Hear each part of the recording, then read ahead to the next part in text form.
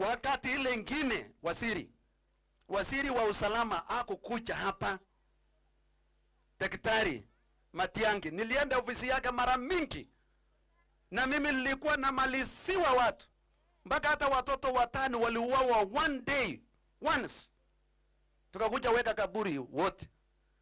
Lakini hakuna waziri yeyote aliyekuja wa usalama aliyekuja kuniangalia hapa. Na wewe umekuja mara 4 na mwaka haijaisha. Nina sababu ya kukushukuru. Na hata nataka nieleze wale wengine ambao wanasema ama wanaongea, nataka niombe wenzangu wanasiasa, kama unafanyia siasa usalama ya nchi hii, wachana. Bana sungusha sisi. Usalama ni jambo kali na ni nzito. Tusiweke siasa, tunataka maisha ya watu. Tunataka watu waishi kwa usalama. Tusaidie waziri huyu mwenye moyo wa kujitoa na kusunguka Kenya mzima. Asante waziri, Mungu akubariki sana. Sisi tutasimama na wewe ambaye ni waadhiriwa. Tunatambua hiyo kazi yako. Na so far, so good. Tangu ukuje, tumeona kazi inafanyika. Na naacha nikueleze waziri, ile maongeo ya Harambee huko, Harambee House, ile maongeo ya Nairobi, hii wakaidi wasiki. Ni vizuri kuenda mavichoni mahali wako, ongea, sukuma hawa hapo wakiona. Na leo wewe umekuja hapa, basi hiyo sauti ya hapa inaenda locally hapa na itafanya kazi. Kwa sababu askari ya Kenya hii, ile misitu wanaingia hapa na waoni hata waziri. Hii wandume hii wanaingia misitu hii, jua kali, shida mingi, hawa commissioners, mambo mengi. Hii ya kutoa amri Nairobi haitoshi. Lakini ukikuja hapa unasikia ile choto tunapata, unaona ile shida tunayo, na ukitoa amri hapa we feel good. This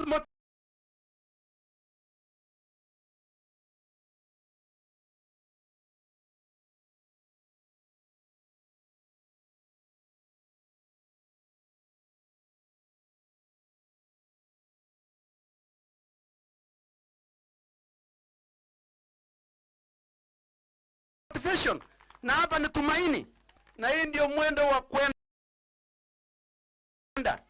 Na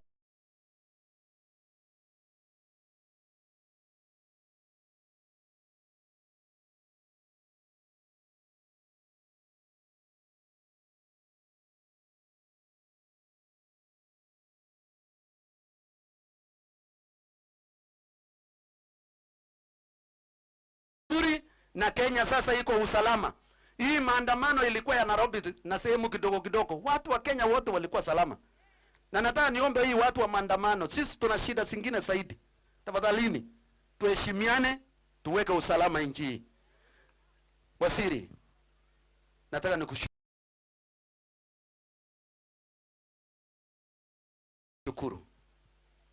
Juzi ulitusaidia.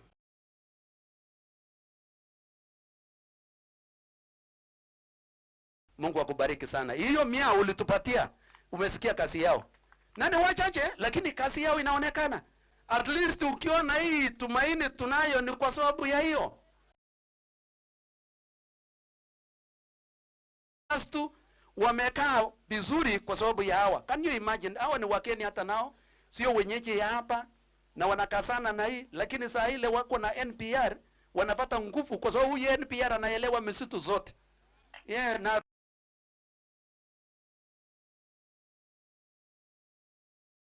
maisha iko sawa sawa. So tunashukuru sana na asante kwa kutupatia, na ukakuja graduate siku ile na tulifurahi, ukatupatia ile ahadi nyingine hiyo.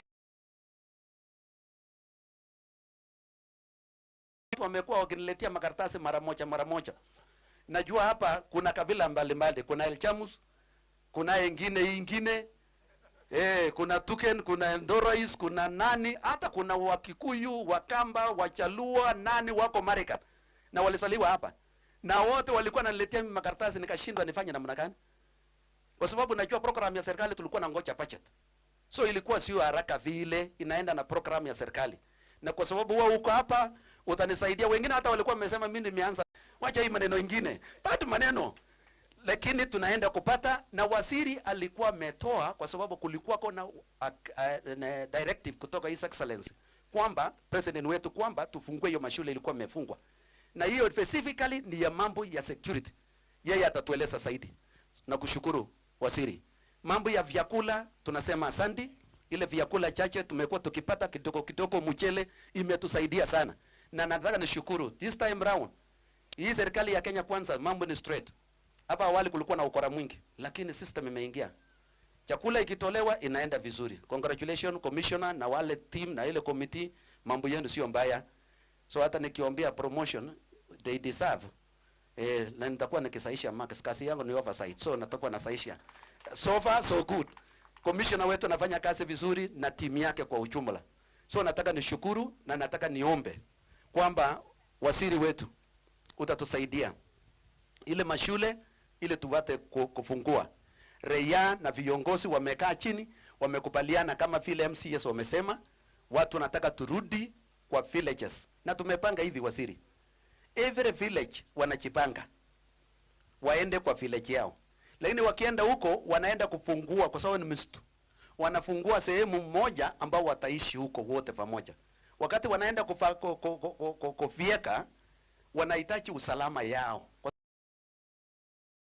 Kwa sababu ile nayo ile ulitupatia haitoshi hiyo villages zote. So tumeomba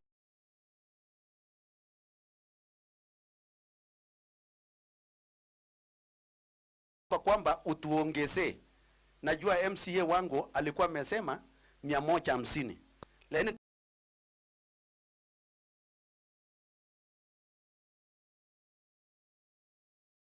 tumepanga kila location kuambatana na kila village at least, but good enough there is will from the people and they are ready to move to their homes mahali yalikuwako.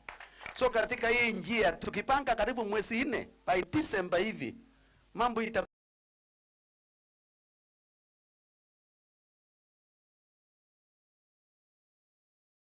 na bro budget. I know you have a lot of challenges, lakini kwa sababu rais alitupatia na alitoa pesa na akapatia askari pesa sao, now they have their money.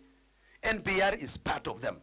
I want to appeal ya kwamba tusaidiane for purposes ya kumaliza hii shida.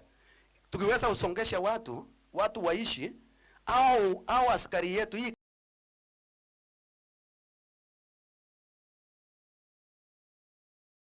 naomba hiyo tusaidiane. Kuna hii mambo mengine imeomba waziri, na nataka nikushukuru leo asubuhi umepita Kashela, na kwa sababu kulikuwa mwelekeo na ilikuwa ni haraka umefika huko, na kushukuru yale uliona huko. Asante, umeona, umesikia raia. Yes, nataka nisikie kwa raia. So wewe umeshika maneno kwa raia. Hii yetu ni top up tu, lakini umesikia kwa raia. And I like you because you are listening to raia, usikie mambo yao. So nataka nikushukuru. Tunaomba vile mambo ya administrative units, na nataka ni ward yako ambaye Chemrongon ulitoa hiyo program na ukanipatia na nikapatia hapo tu. So hii ingine ni PR ya kupiga picha na ni sawa tu. Lakini waziri alienda nayo na tulienda pamoja kwa ndege na alichukua, so hakuna neno. Na leo waziri ameshika tena nafuata tu. Na ile Lokisoya amepiana tuliweka pamoja na mheshimiwa Kimosop na yeye, na tukaandika pamoja a whole program ya Baringo Kusini, ana waziri ndiye anafuatilia. Ukiona hiyo anatoa waziri, ningeomba hivi kwa hii gazetted locations na hii ingine ambayo tumekupatia, nataka kidogo waziri asikie Lokisoya. Hii ingine gazetted na hii ingine we are to cassette, kwa sababu kuna ile nilieleza His Excellency the President and he knows the place very well. Na ile wewe unataka kunisaidia, naomba tu kwa special because of insecurity concerns unipatie kama special program, wakati kwa sababu ninajua ulikuwa na ngoja budget ile utafungua, nifungulie mimi tu kwa sababu ya hii shida kidogo, angalau hao administrative units wanisaidie. Na tulikuwa tumeomba kwamba hata hii sehemu ya mkutano, if you can give a special consideration as a sub county, ilale tu angalau tusisumbue huyu commissioner, tupate mtu ambaye atakuwa na kimbia na kusaidia kwa specifically for issues of security, you will have done great. Si ati kwamba tuna lengo ingine tofauti, hapana. Lengo yetu ni kusetolea watu. Wanawaziri, sitaki niseme mengi. Employment ya vijana, tumeongea na wewe. Wewe ni mtu wa kusikia, wewe ni mtu unapenda kazi. Mimi bado tutaongea na wewe, utusaidie ili hao vijana waandikwe kazi. Wanawaziri, nilisema equalization fund ile tunayo. Tulisema zote tunasukuma zote iende kufungua hii barabara ya security. Because we are not equal in Baringo South. Na nashukuru kwa sababu unatuelewa. Tufungue hii barabara ya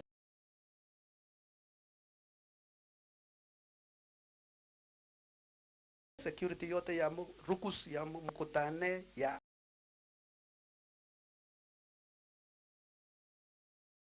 Arabal, sote. Kuanzia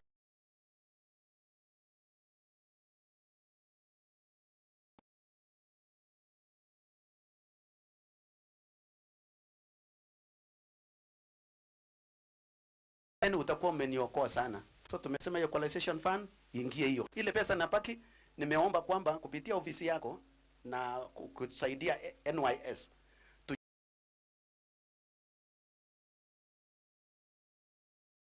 tufunzwe mambo ingine ya carpentry, ya plumbing, mambo ingine isikae, because NPR I believe itafika wakati ambapo hatutahitaji tena, lakini tuwe tu empower.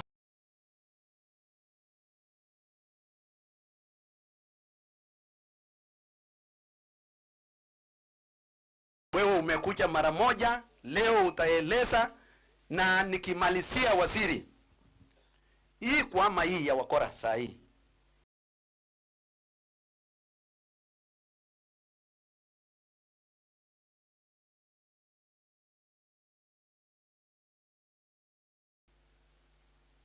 Yule aliyeongea alisema 1100.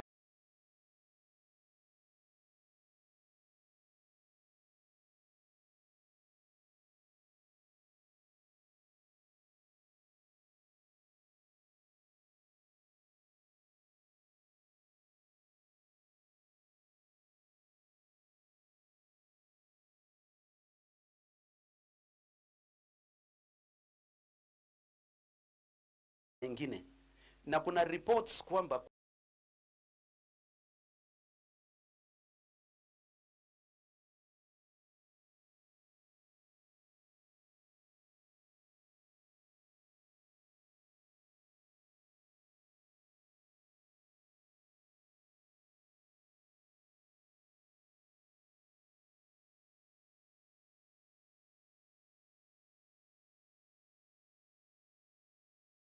kuna watu wanafanya makao.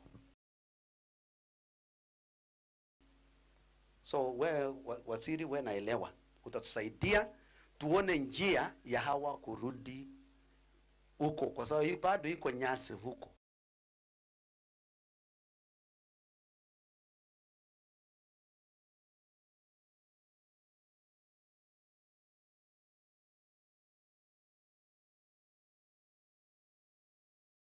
Hizi unaona, na wamekuja, sio desturi wakuja wawaje shule. Jana wako soma, ilikuwa na risasi hii yote. Kuja, wewe umefanya kitu mzuri sana. Can you imagine hii watoto wanalala kwa desk ndani kwa sababu ya risasi? Na saa hii sasa waziri amekuja, wewe umepeana matibabu free injection ya hope. Saa hii wakirudi kwenda darasa itaingia. Na saa hii niliomba walimu kwamba fungulia angalau wakuje wao.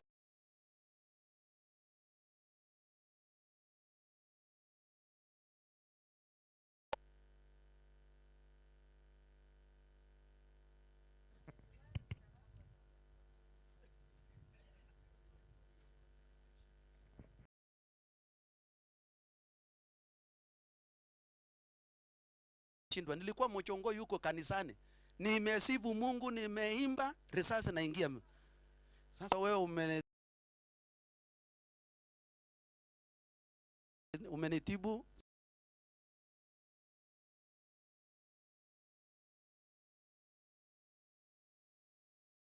Sina mengi ya kusema.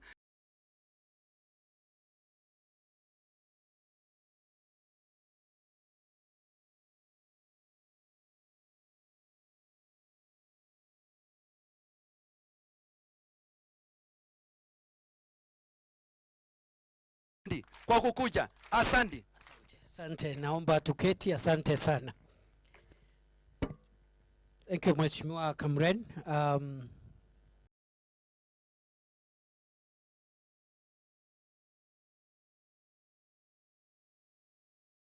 Wote ambao wamefika hapa,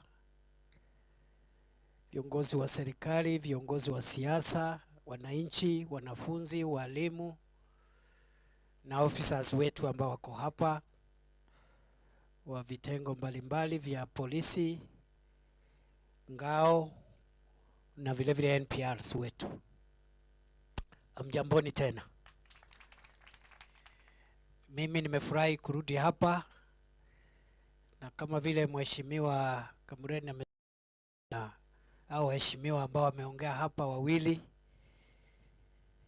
mimi ni kama nimeanza kuzoea hii area. Kwa hivyo watarudi tu tena na tena na tena. Nitarudi hapa siku ingine na siku nyingi mpaka usalama upatikane hapa, usalama wa kudumu. Kama mnavyojua, Mheshimiwa Rais, ile kazi amenipa katika hii jamhuri yetu ni hali walipo wako na amani ya kufanya shughuli zao bila kutatizwa na wakora na wahalifu. Na hapa Baringo tumekuwa na shida kwa sababu ya shida ya ukosefu wa usalama. Na wakati Mheshimiwa Rais alikuwa anatafuta kura, alikuja hapa mkamweleza shida yenu ile kubwa ni mambo ya usalama. Hata kama kuna shida ya kimaendeleo, shida ya usalama ikimalizika, maneno ya maendeleo itakuwa rahisi. Na yeye pamoja na viongozi hawa ambao wako hapa, ambao wamechaguliwa kwa chama chake, waliwaahidi ya kwamba serikali hii William Ruto ndio serikali ambaye itaondoa katika Kenya aibu ya wizi wa ng'ombe ambayo imetatiza wananchi wengi katika sehemu hii kwa miaka mingi.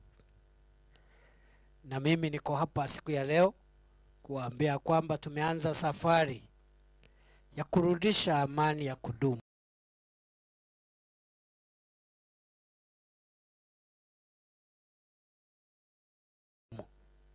Na mimi najua hata iwe ndefu namna gani, hata iwe ngumu namna gani, hii safari tutashinda na tutaangamiza majambazi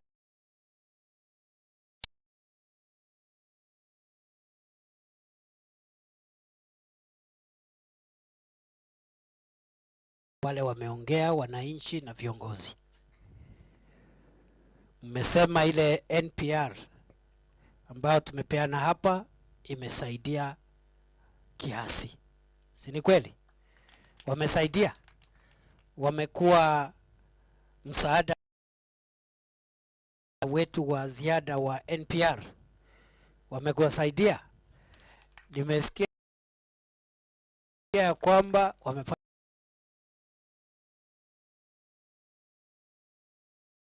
kazi kubwa. Pongezi pamoja na officers wetu ambao mko hapa.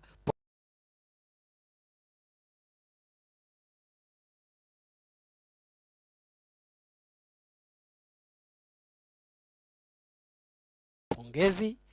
Thank you for the good work you're doing. Na kama vile viongozi na wananchi wameomba, tutaongeza idadi ya National Police Reservice hapa. So Kamren, wewe kuja Nairobi tupangane kesho kupanga tuongeze hawa NPRs, kwa sababu hawa ndio the first line of defense.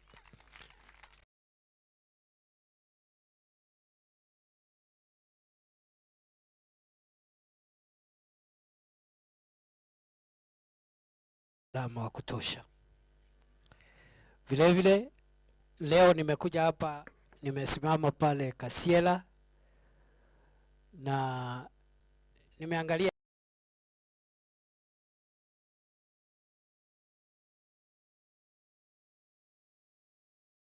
wamehama for 2 years bila kulima, wamerudi na wamelima.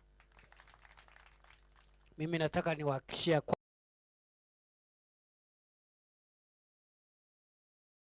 tena kamwe wananchi wafukuzwe kwa hiyo mashamba, watoroke kama vile walikuwa wametoroka.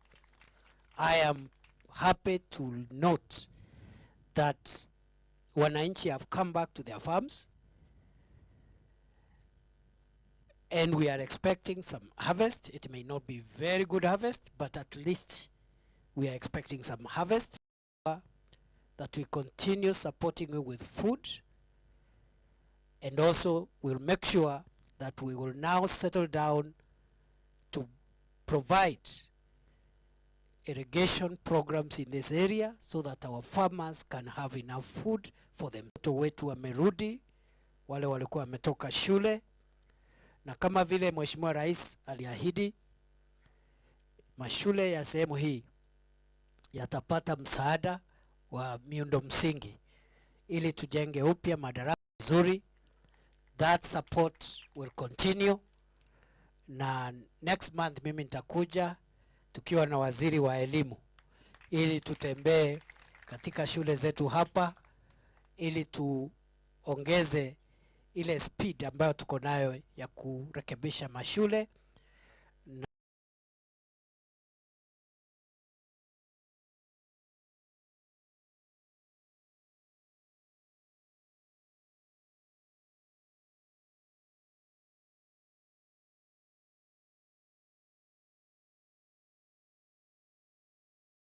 na shule zote za sehemu hizi zitapata msaada wa serikali ya Kenya. Vile vile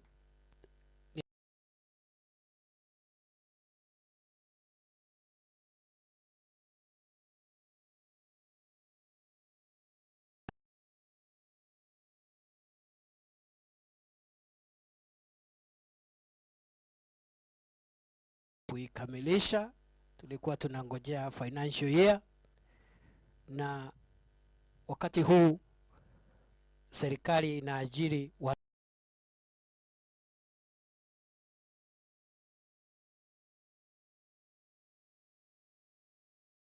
Mheshimiwa William Ruto. Mwaka uliopita Mheshimiwa Rais aliamrisha walimu 35,000 wakaajiriwa. Mwaka huu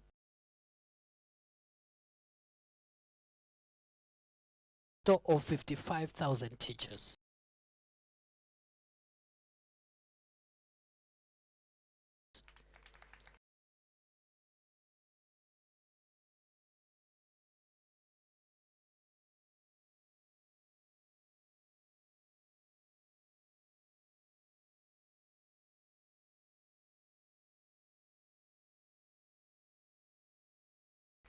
Kwa hivyo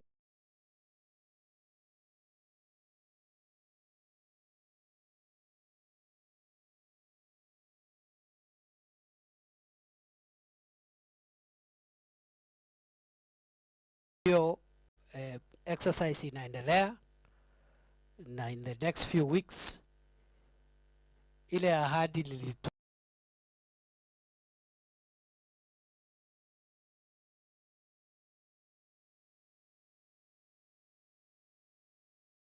ni watu wa uchokozi, watu ambao jambo ikisemwa leo wanaanza kuuliza jioni, mlisema mtafanya hivi, mtafanya lini? Na hao ni watu wamekuwa uongozini wengine miaka mingi na hakuna kitu wamefanya Kenya hii. So all the promises that the government of His Excellency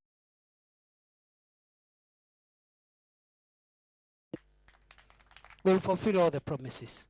Hakuna kitu hatutafanya. So hiyo program sasa iko karibu kumalizika. Tutaleta walimu, tutajenga vifaa vya shule zetu, na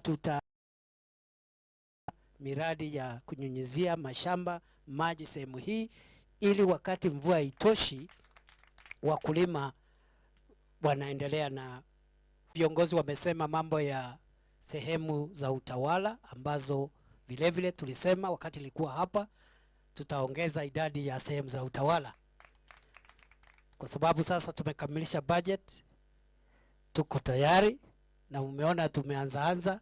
Juzi nilikuwa divisions katika mpaka karibu na mpaka wa Kenya na Sudan, na wiki hii tutakuwa kule Wajir. So kesho Kamuren, wakati unakuja ya mkutano, nitakupatia date ile nitakuja kupeana new administrative units hapa, kwa sababu sasa tuko na budget ambayo inahakikisha kwamba we can add more administrative units, especially in areas that are in need of security.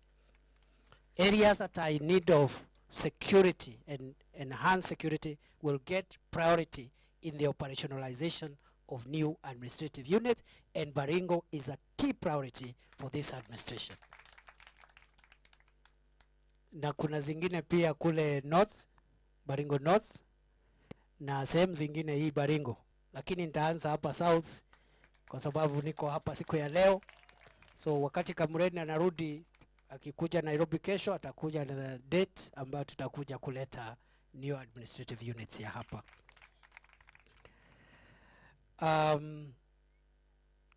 Kuna wale wakora tulifurusha katika milima na mapango, wale walikuwa wanajificha milimani kule kutesa watu, kuua watu, kuleta maafa.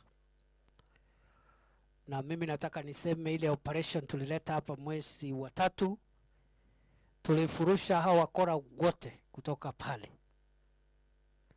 Kwanza tulisema kwa sababu hatutaki mwananchi ambaye hana hatia aumizwe, tulipatiana ilani ya masaa 24 tarehe 12 mwezi wa 3. Tukasema sehemu hizo ambazo tumegazeti, kama kuna mtu huko ambaye siye mkora, atafute mahali ya kwenda. So wale wakora wengine walitoroka, sijui walienda wapi. Lakini tulifanya hivyo kwa sababu ya sheria za kimataifa, kwa sababu wakati kuna operation kama hiyo na ni mahali ambao kuna lazima tupeane ilani ili mwenye atabaki hapo tujue huyo ni mkora na huyo ni jambazi, tumshughulikie vile majambazi sugu ambao wamejihami wanashughulikiwa. So kuna wale walitoroka, kuna wengine walikaidi amri. Mimi nataka niseme hivi kwa njia ya ufupi ya kwamba hizo sehemu zote ambazo tuliweka katika gazeti ya serikali tarehe 12 Machi, ikiwemo milima ya Arabal, milima ya Korgoron, ikiwemo Tandare Valley, ikiwemo sehemu nyingi kule Ngelecha, wakora wote ambao walikuwa wanajificha pale tuliwaondoa. Wengine tuliwaondoa, waliondoka, wakaogopa, wakachanganyika na kina mama wale walikuwa wameweka pale kama kutumiwa kama kizuizi, wakatoroka wakaenda. Lakini wale walikaidi tuliwafurusha kwa lazima, na pale hakuna mkora hata mmoja sahihi. Lakini tumesikia ya kwamba wale wakora ambao walitoroka wakati ile ilani ilipeanwa wanajitayarisha kurudi kule. Nataka niseme hivi, sehemu zile zote, mapango, mabonde, milima ambayo tulitangaza kama sehemu zilizo hatari, sehemu ambazo zimevurugika, hiyo ilani ya serikali bado hipo. Hiyo sehemu haitakikani mtu yeyote kuwa katika hizo sehemu, kwa sababu hiyo sheria bado iko inatekelezwa. Na mtu yeyote akidhubutu kuingia pale, tutakabiliana naye, na ule mtu ambaye atapatikana katika zile sehemu ambazo tuliweka katika gazeti ya serikali, tutamchukulia kama jambazi sugu, mwizi wa mifugo, na tutakabiliana naye, tutamuondoa pale kwa njia ya lazima. Let me say this for the avoidance of doubt. On 12th March 2023, we gazetted certain areas as disturbed and dangerous areas in over 6 counties which are affected by banditry. That includes certain areas and difficult terrain areas within Baringo, including the Corcoran Hills, Harabal Hills, Tandare Valley, Ngelecha Hills. Those areas still are gazetted as disturbed and dangerous. No member of the public is allowed to access those areas. They are security areas. Any person found there will be treated as a suspect of banditry and will be dealt with accordingly. Sijui kama tumeelewana. Unajua nimeongea kwa Kiingereza na pia nimeongea kwa Kiswahili.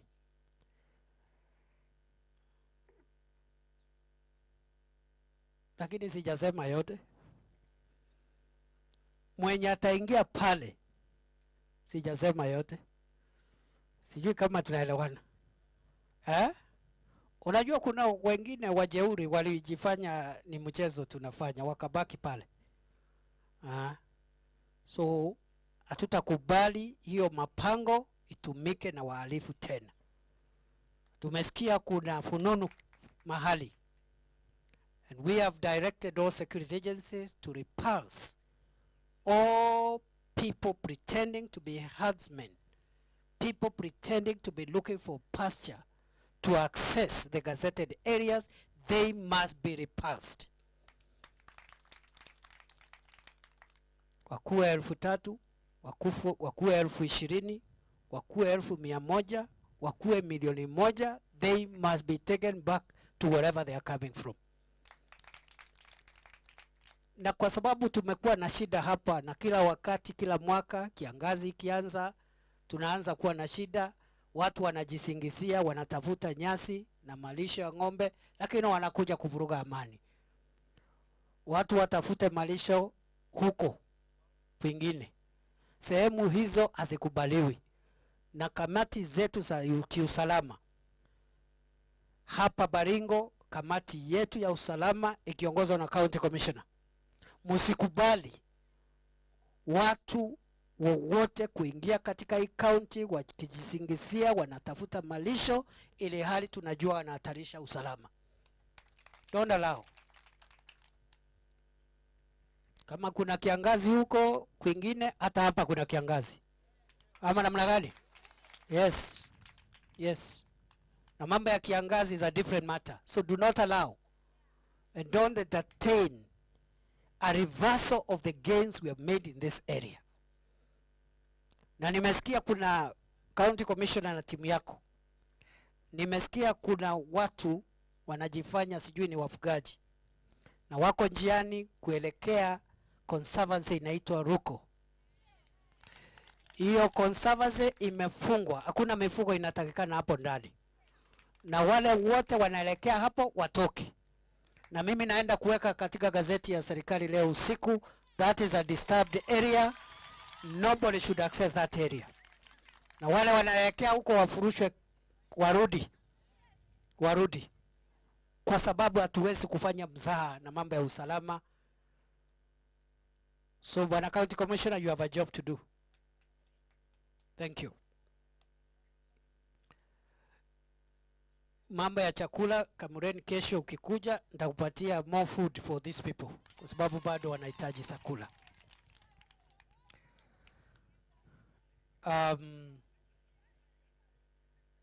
Mimi nataka tu niseme ya kwamba tukiongeza askari wetu wa ziada wa polisi NPR, tukihakikisha wakora hawajarudi katika ile mapango na milima na mabonde walikuwa wanajificha, tukihakikisha vile vile tumesaidia wananchi ambao wako na njaa wapate chakula, tukihakikisha kwamba tumeongeza idadi za utawala hapa ikiwemo sublocations, locations na divisions. Hapa Baringo kutakuwa salama, na vile vile tukiongeza walimu ambao ni walimu wa affirmative action, walimu wa ziada ambao tutaongeza hapa.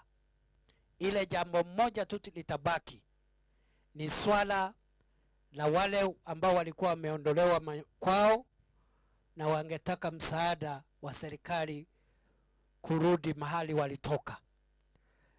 Huyu mheshimiwa amenipatia report ya vile mmependekeza, na huyu mheshimiwa MCA vile amenipatia ripoti hiyo hiyo, na mimi nataka niwahakikishia kwamba wale wote ambao walifurushwa makwao tutawasaidia kama serikali ya Kenya ili waanze maisha mapya katika sehemu zao, na tutahakikisha kwamba wakati wanarudi wanapata ulinzi wa kutosha. Tutawapatia NPR zaidi ili NPR specifically zilinde vijiji hivyo, na pia shule ambazo Mheshimiwa Rais alisema lazima tufungue. Kuna shule karibu 10 ambazo lazima tufungue mwaka huu, na tutahakikisha kila shule imepata walimu, at least 10 teachers per school, na tuhakikishe each school also has a given number of National Police Reservists protecting those schools. Hizo kuna shule inaitwa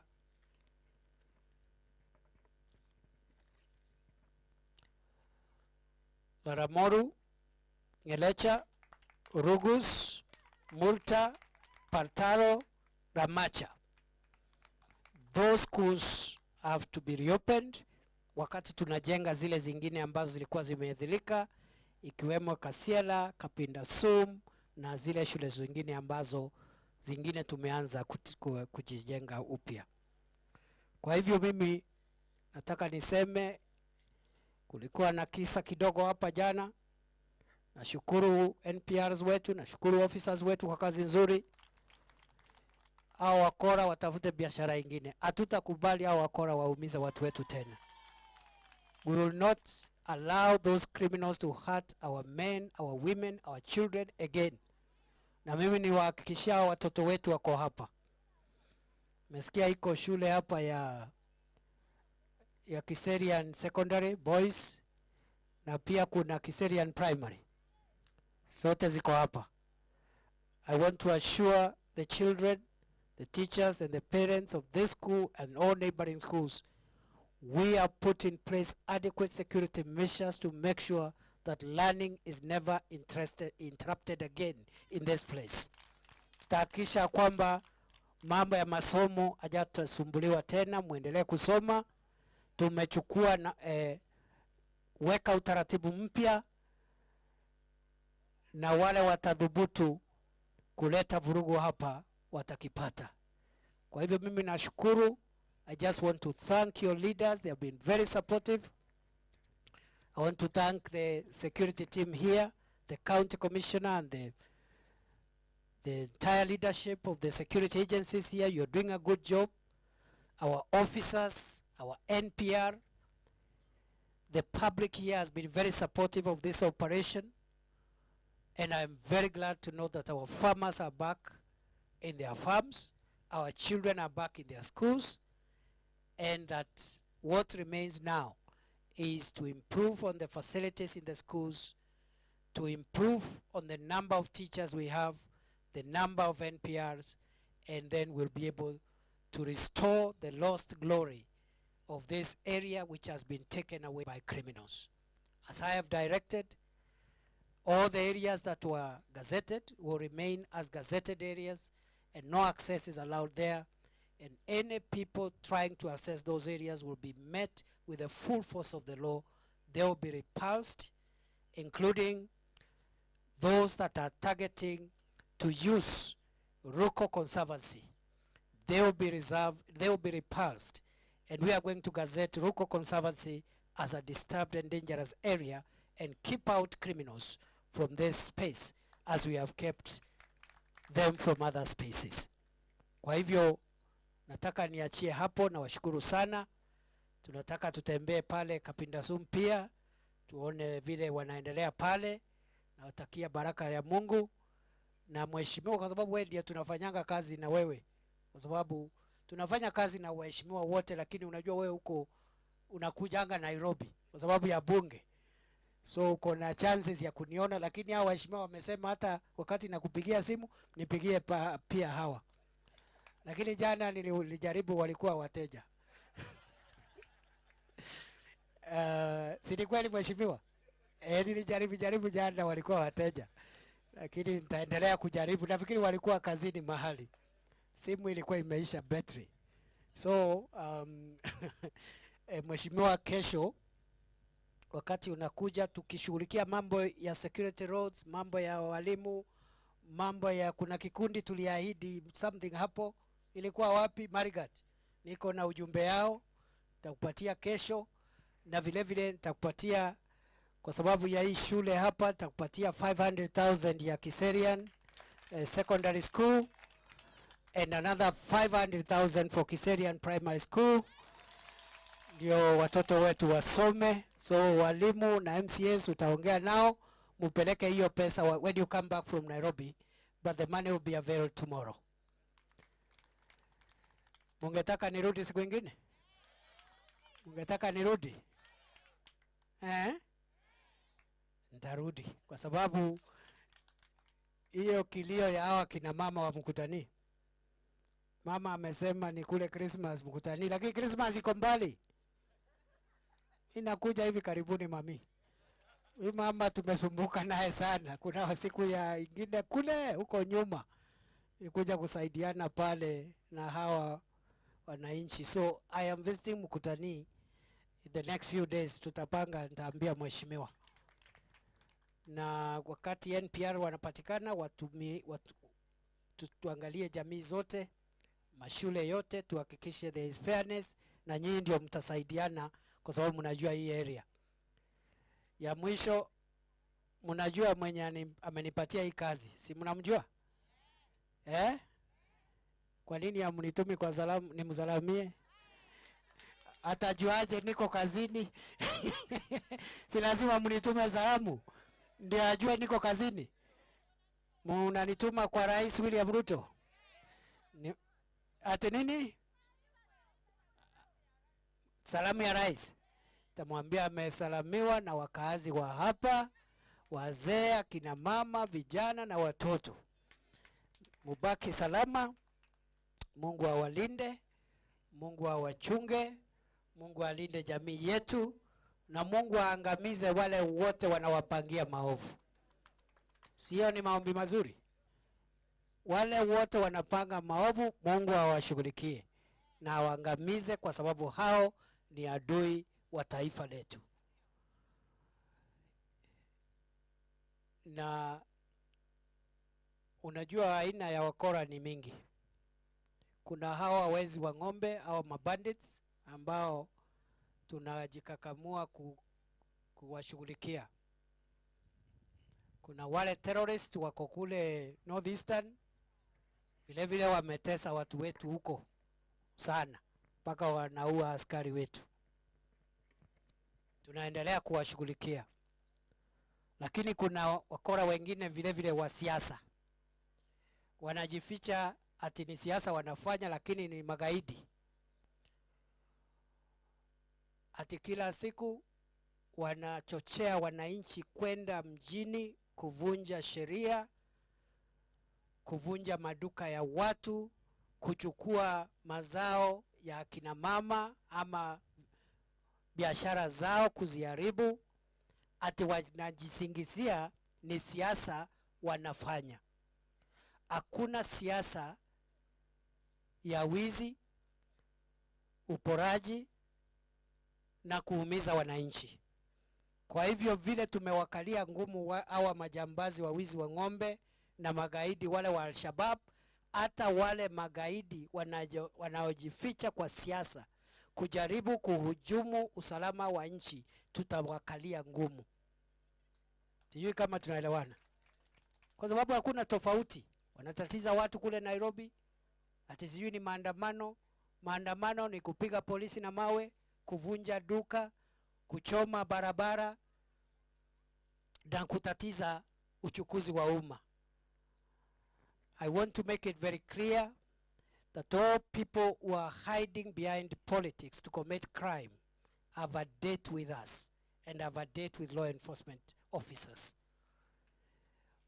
We are not suffocating any freedoms in this country. The Constitution allows people to do politics, to disagree in terms of policies. There is nothing wrong with the opposition disagreeing with government on policies. There is no problem the opposition having rallies and meetings which are purely political. But we have a problem with violent riots where property is being destroyed, people are being hurt, the economy is being shut down, public transport is paralyzed. We will not allow people to hide under the guise of political rights and the freedoms of our Constitution to cause mayhem and bloodshed in our country.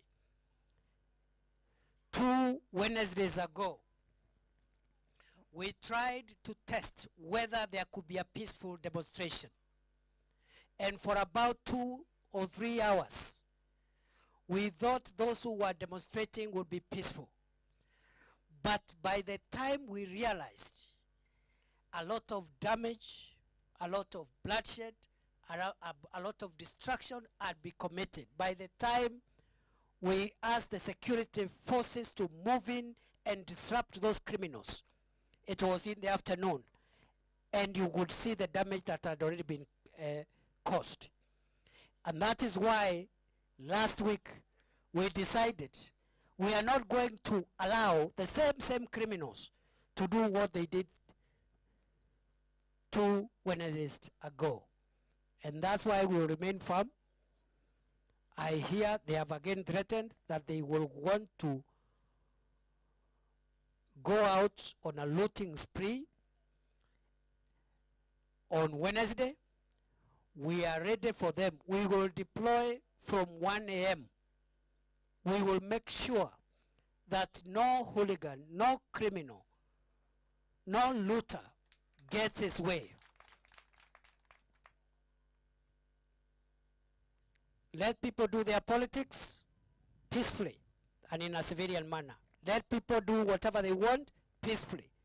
But looting, theft, robbery, crime will not be permitted. Na hapo atulegezi kamba. Kwanza ile ya last week, hizi siku 3 hili ilikuwa kidogo. This time round will be even more vicious. Wasijaribu. Sijui kama tunaelewana. Mungetaka tuchome nchi yetu. So we will be very firm. Na sisi hatufanyi siasa. As we are not doing politics. Wale wako siasa, akina Kamuren, na ile grupu ingine, governors, senators, wale wakafanye siasa huko. As we are security managers, our work is to make sure our country is safe. Na mtu asijifiche kwa siasa akidhani ati tutamuogopa. Tutakabiliana na wewe hata ukiwa nani, kwa sababu wale wanadhuru usalama, haijalishi wewe ni wa kabila gani, wewe ni dini gani, wewe uko na cheo gani, cheo ya sasa, cheo ya zamani, tutakukabili na hakuna kitu utafanya. Tukanyangia hapo? Tukanyangia hapo? Ama tuachilia wakora waharibu nchi? Hapana, hapana, hapana. We can't allow. Hakuna tofauti ya ile violence tuliona 2 weeks ago na ile violence inaletwa na hao bandits. There is no difference. It's the same. Mukitaka kufanya siasa, mufanye siasa. Civilian activity. Mupingane huko na mambo ya sera. Kenya Kwanza wakisema wanataka kusubsidize fertilizer, nyinyi museme you don't want to subsidize fertilizer, you want to do something else. Lakini mambo ya mawe na mauaji hapana. So I dare those who want to break the law on Wednesday. I dare them to try. We are more than ready. Kwa hivyo mimi nataka niachie hapo, na washukuru sana, na wapenda sana, nitarudi tena na tena na tena na tena. Asanteni sana, Mungu awabariki.